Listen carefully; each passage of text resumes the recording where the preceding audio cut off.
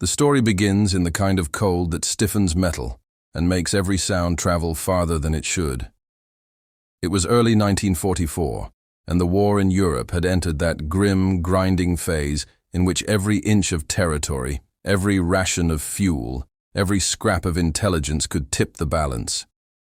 Across the continent, armies clashed, factories roared, and bombers stitched fire across cities. Yet inside a modest German signals facility on the outskirts of Kassel, an object no bigger than a man's palm was quietly reshaping the stakes of survival. The pocket watch arrived wrapped in plain cloth, with no explanation attached. It came from Berlin, sent under the signature of a department few had heard of and fewer could question. Oberleutnant Emil Hartmann, a 32-year-old engineer with the quiet disposition of a man who thought in circuits instead of sentences, was the first to unwrap it. The watch lay in his hands, a polished silver case, warm from the cloth and faintly smudged by whoever had last touched it. At first glance, it looked identical to the timepieces carried by thousands of officers across the Reich. A simple, classic face with black numerals and a second hand that ticked with a steady pulse. But Hartmann was not fooled. Nothing arrived from Berlin without purpose. He and his small team were part of a little-known unit tasked with protecting key officers from assassination. The threat was no abstraction. The British Special Operations Executive had already demonstrated its reach in occupied Europe, sending saboteurs into forests, cities, and rail hubs, teaching partisans how to build bombs out of household objects, and smuggling explosives disguised as chocolate bars. Fountain pens and lumps of coal. The Abwehr and the Gestapo disagreed on almost everything, but even they conceded that the British had perfected the art of making death look ordinary. So when this watch arrived, unbidden, unannounced, Hartmann took it as a puzzle, and puzzles were a language he understood better than German itself. He opened the back carefully with a thin blade, expecting to find the familiar movement of gears and springs. Instead, he found something else. A coil barely thicker than a hair, a sliver of metal that wasn't part of any standard watch mechanism, and the faintest hum so soft it was felt rather than heard. It was not the hum of power. It was the hum of intention, the unmistakable suggestion that the object carried more than time within it. Behind him, Feldwebel Linz shifted uneasily. "Is it British?" he asked, as if the nationality of the device might bite him. Hartmann did not answer. He studied the arrangement of parts, the suspicious symmetry of components placed not to keep time but to sense something: pressure, proximity, vibration. And for a moment, he felt a stab of something like awe. Someone had designed this object to detect a bomb, or rather, to detect barely perceptible changes in the magnetic field around it, changes that might indicate a hidden detonator, a disguised primer, or a timed mechanism lurking in a briefcase, a satchel, or a seemingly harmless package. But the question was not how it worked. The question was why Berlin had sent it, and why now. Outside, the facility buzzed with a strange tension. Convoys had been ambushed in France. A general had nearly been killed by a roadside bomb in Yugoslavia. Field Marshal Rommel's car had been strafed not long before. Everywhere the front lines stretched thin, the British and their allies fed weapons and training to resistance cells, hungry for any chance to sabotage German command. Officers increasingly traveled with escorts. Briefings were shortened. Doors were rarely opened without a second glance. Every week, rumors reached Kassel, whispered, never written down, of a new kind of SOE explosive. Watches packed with white phosphorus, cases filled with plastic explosive disguised as shaving soap, magnetic charges planted beneath seats and dashboards.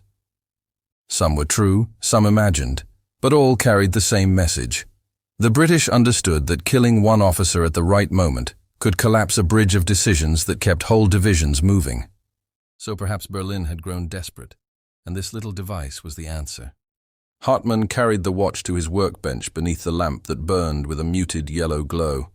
The room held the faint odor of solder and cold sweat.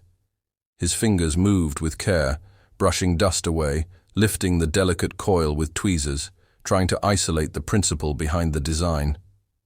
There was elegance in it, the kind of elegant cruelty war demanded from engineers. His breath slowed. His world narrowed to the soft clicking of the second hand. He felt, without looking, that Lintz was watching him, arms folded across his chest. "If the British are hiding bombs in officer luggage," Lintz murmured, "this could save lives." "Or end them," Hartman replied. The idea hung between them, because a device powerful enough to detect a bomb could also, if mishandled, trigger one. This was not a tool for amateurs. It required a steady hand, a trained mind, and an understanding of the invisible forces that lay beneath the surface of every man-made thing. For Hartman, it also stirred an older memory. His father had been a watchmaker in Hamburg before the war. As a boy, Emil had sat beside him at the wooden bench where gears and springs lay scattered like tiny moons. His father had once told him that a well-made watch holds more truth than a confession, because it cannot lie. Now, as Emil studied the coils and hidden sensors in the Berlin watch, he wondered whether the opposite was also true. Perhaps a well-made watch could lie better than anything on earth. As evening settled over Kassel, a courier arrived with a sealed briefing packet. It was addressed to Hartmann's unit, but carried no signature. Inside were photographs. The charred remains of an officer's desk in Dijon, fragments of metal retrieved from a blown courier car in the Ardennes, the warped remnants of a time delay fuse hidden inside what had once been a harmless metal cigarette case. Each photograph bore a single name or location, and the implication was unmistakable. The British were getting bolder. The final page bore one line: "Prototype evaluation required immediately. Field deployment in 10 days." It was not a request. Hartman and his team worked through the night. They tested voltage stability, sensitivity ranges, thermal reactions. They placed the device near standard explosives, noting the second-hand subtle tremor whenever the watch sensed a chemical initiator. They exposed it to electrical interference. They tested it against harmless metal objects. They noted its margin of error, razor-thin but real.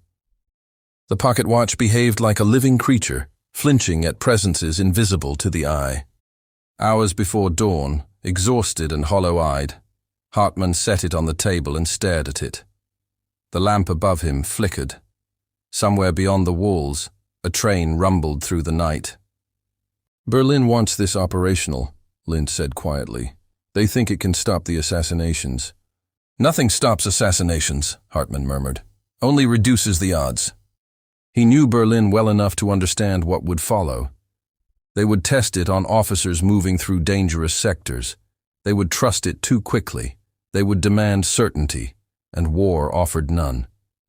And if the watch failed at the wrong moment, someone, somewhere, would pay in blood. But this was not a war where questions mattered, only results. By sunrise, frost clung to the barracks, and the breath of soldiers moved in pale clouds across the courtyard. Hartman stepped outside to clear his head. The eastern sky brightened in streaks of cold silver. Somewhere overhead, far beyond sight, Allied bombers droned toward their next target. The air carried the distant tremor of engines, like a warning murmured through the bones of the earth. He reached into his coat and felt the weight of the watch. It seemed heavier than it had hours before, as if absorbing the responsibility placed upon it. Today, it was a tool. Tomorrow, it would travel with men who had no idea how close death had been sitting beside them all along. He imagined the ministry officials who had designed it, bright minds working in secret rooms, building devices meant to sniff out threats concealed in polished surfaces and innocent shapes. He wondered if any of them still slept well. He doubted it. War had a way of turning every object into a question. A briefcase might hold orders or explosives. A gift might carry goodwill or death. A pocket watch might tick away the minutes of a man's life, or save them. The morning routine began around him. Boots on gravel, shouted names, the smell of thin coffee drifting on the cold air. Yet nothing felt ordinary anymore. Not after the night he had spent watching an innocent object reveal the hidden anatomy of sabotage. The world was shifting. The British had sharpened their clandestine war. Berlin had responded with ingenuity bred from desperation. And Hartman, quiet, precise, methodical, found himself standing at the uneasy intersection of science and survival. He slipped the watch back into his pocket and walked toward the testing hangar, where generals would soon demand demonstrations and assurances he could not fully give. He felt the weight of their expectations pressing like frost on his skin. And beneath it all, he felt something else. The knowledge that this device, this unlikely instrument made from gears and intuition, would soon travel into the war's darkest corridors. It would accompany convoys, command trains, secret meetings. It would whisper warnings to men standing unknowingly close to death. But the war had a habit of devouring even the cleverest solutions. And Hartman knew that creating a device to detect bombs was only the beginning. Because the enemy would learn. They always did. And somewhere out there, in a workshop lit by a single lamp, another engineer, British, perhaps American, was already imagining how to build a bomb that a pocket watch could never detect. The wind that swept across the castle rail yard carried the sharp scent of coal smoke and wet iron, the kind of smell that clung to a soldier's coat long after the convoy he guarded had vanished down the tracks.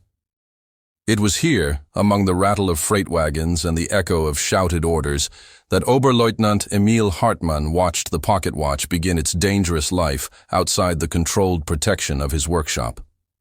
A motorcade had arrived before dawn, 3 staff cars, a guarded truck, and a small group of senior officers bound for the Western Front.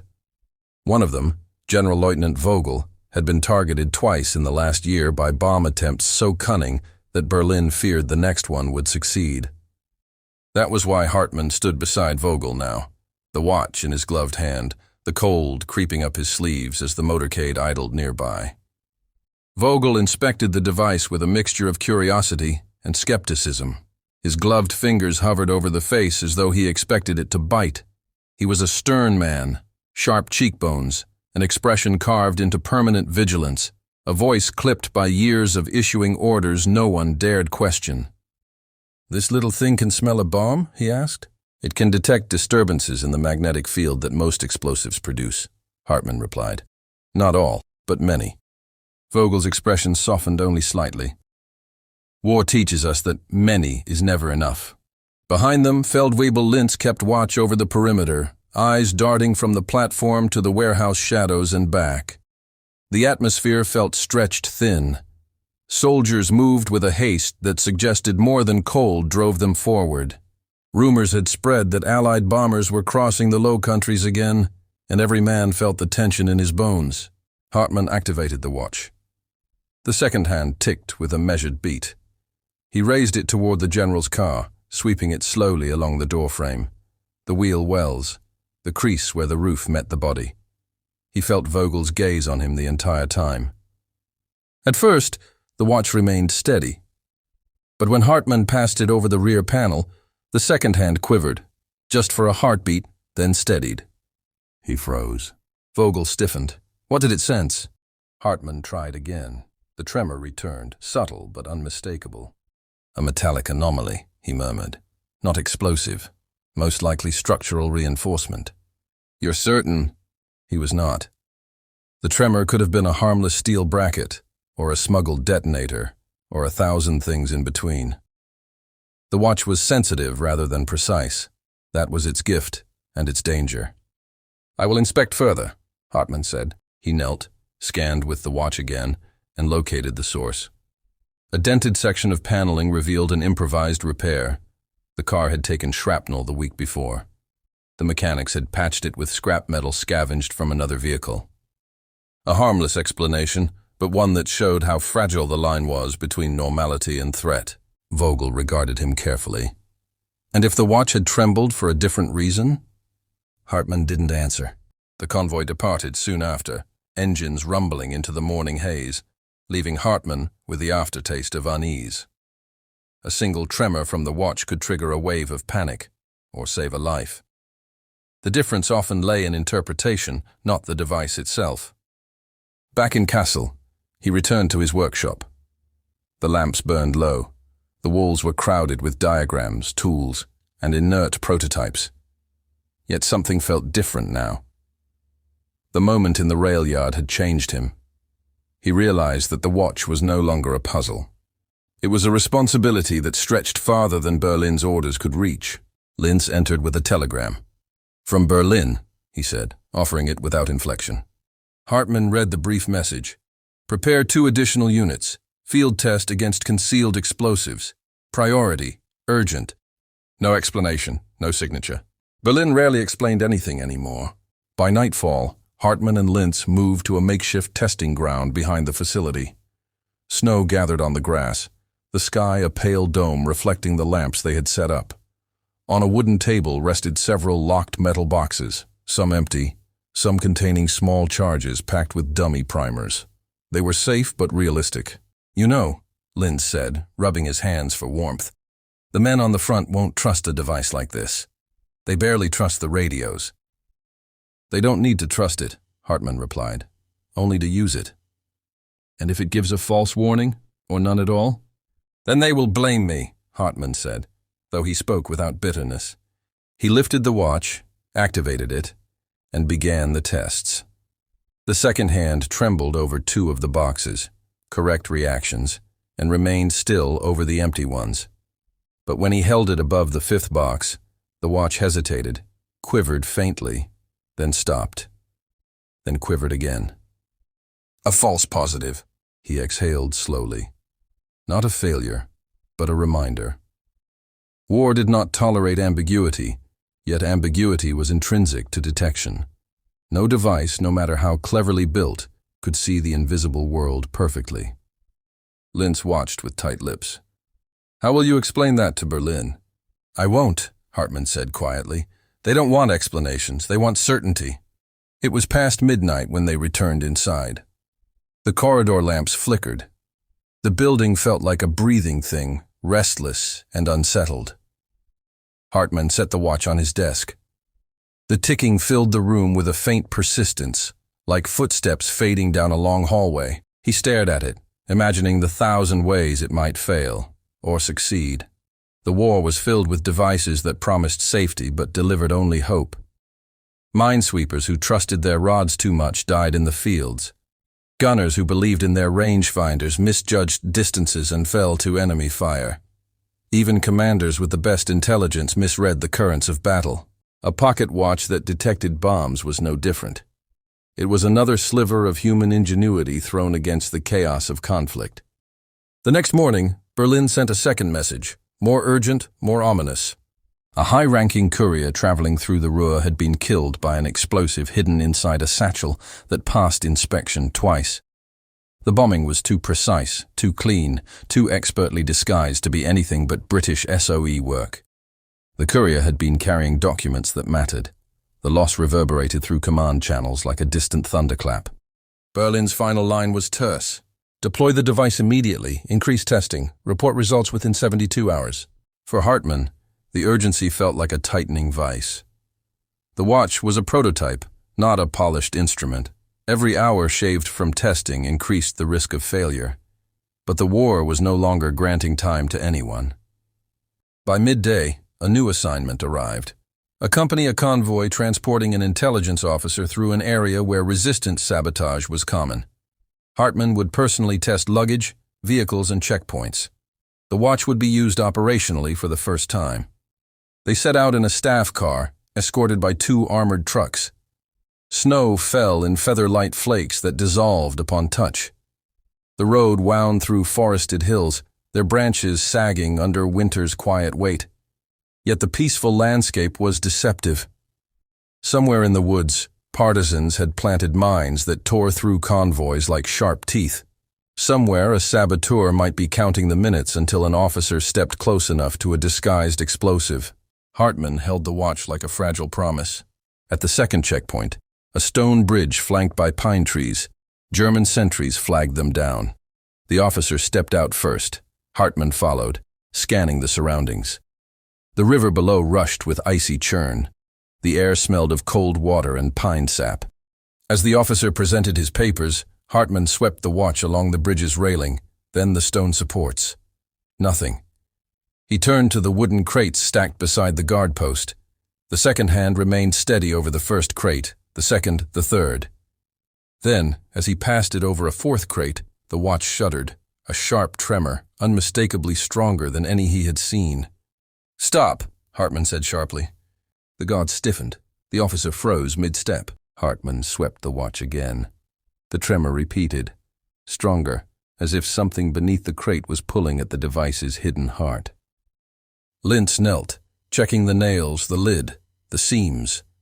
No markings, he muttered. No shipping labels. Hartman's breath tightened. The crate had likely been placed there recently, its contents unknown.